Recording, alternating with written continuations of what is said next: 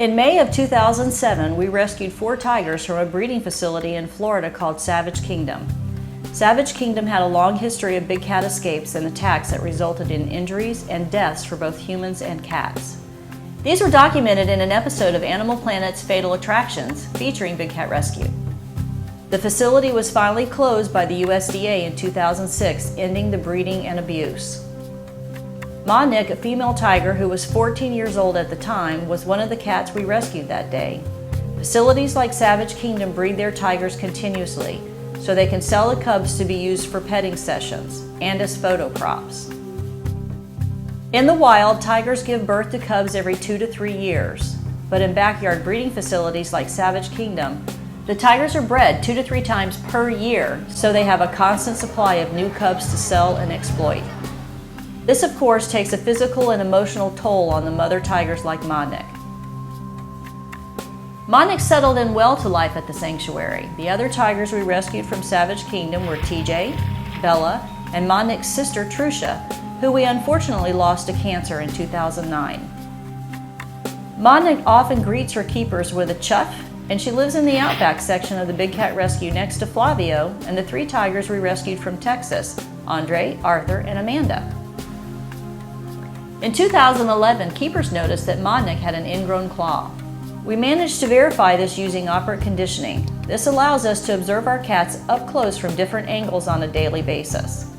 With Modnic sedated, we were able to treat her ingrown claw, trim the rest of her claws, and at the same time, local eye specialist Dr. Miller evaluated and measured Modnic's lenses to use as a model for lens replacement for tigers with cataracts. This is pretty common in tigers who may have a genetic predisposition or may have had poor nutrition as cubs. They can get high blood pressure, they can get cataracts, they can get uveitis and lens luxations, and all those things are can be painful. And so one of the things I'm checking for is to make sure that she doesn't have any of those things. And so far she doesn't. And then the ultrasound that I'm doing is just to look and see the size of her lens. So I'm measuring the size of her lens in the adult tiger, because a lot of young tigers, when they're hand raised, they actually develop nutritional cataracts, and because of that we end up having to take their lenses out, and we're trying to figure out what size lens, a man-made lens, we can put back in. We performed a physical on Modnic and discovered mammary tumors. We took samples to be tested, and unfortunately they turned out to be cancerous. While we were deciding the best plan of action for Modnic, keepers spotted a mass protruding from under her tail. We decided to schedule Modnic for surgery.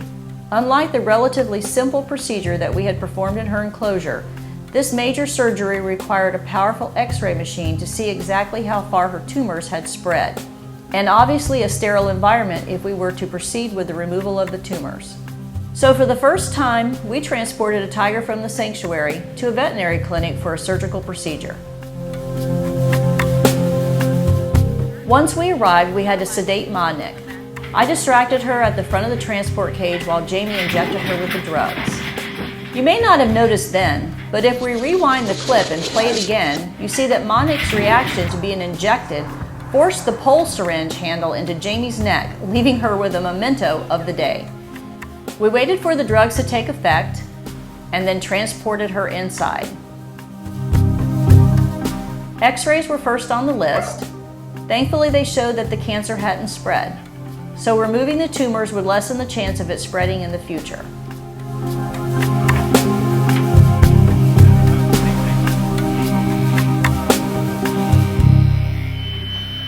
We then transferred her to the surgery room.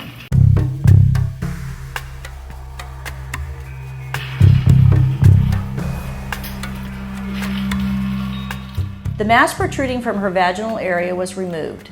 We ran tests on the tissue and found that it was a polyp, which is an abnormal growth of tissue projecting from a mucous membrane.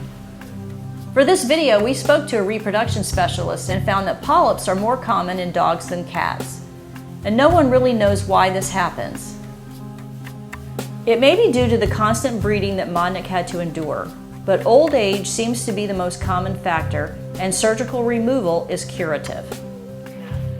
Manik was then prepped, the tumors were removed, and the surgery was a success. When the sanctuary's volunteer vet, Dr. Wynn, isn't performing the surgery herself, She's always assisting with the procedure to help veterinarians who are more used to dealing with domestic animals.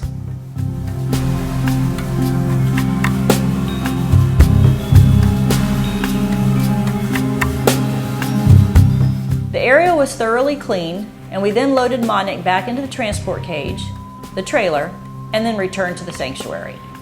She spent 2 weeks in our quarantine area before being moved back out to her enclosure. Manik's receiving daily meds, she's eating well, and she's receiving lots of attention. We're so thankful that because of our supporters, we can continue to provide the best care for our cats. Many of them start life in bad situations, but once they're a big cat rescue, we try to make them as comfortable as possible.